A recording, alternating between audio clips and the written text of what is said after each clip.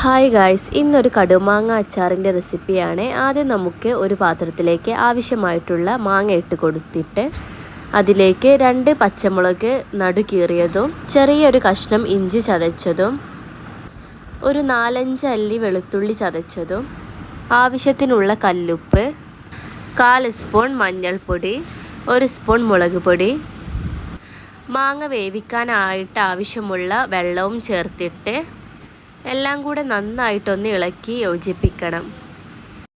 എന്നിട്ട് അടച്ചു വെച്ച് വേവിക്കാം. കുറച്ച് കഴിഞ്ഞതിന് ശേഷം നമ്മുടെ മാങ്ങയൊക്കെ നന്നായിട്ട് വെന്ത് വന്നിട്ടുണ്ട്. ഇനി ഇതിലെ വെള്ളമൊക്കെ തണുക്കുമ്പോൾ നന്നായിട്ട് വറ്റി വരും. ഇനി നമുക്ക് വറവ് ഇട്ട് കൊടുക്കാനായിട്ട് ചൂടായ എണ്ണയിലേക്ക് കുറച്ച് കടുകിട്ട് കൊടുക്കാം. കുറച്ച് കറിവേപ്പിലയും ചേർത്തിട്ട് ഒന്ന് മൂപ്പിച്ചെടുത്തിട്ട് നമുക്കത് മാങ്ങയിലേക്ക് ചേർത്ത് കൊടുക്കാം.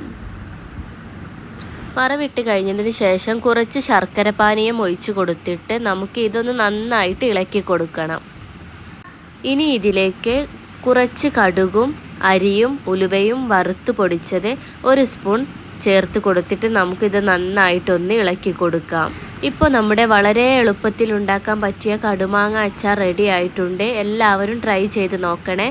ഈ വീഡിയോ ഇഷ്ടപ്പെട്ടാൽ സബ്സ്ക്രൈബ് ചെയ്യാൻ മറക്കല്ലേ.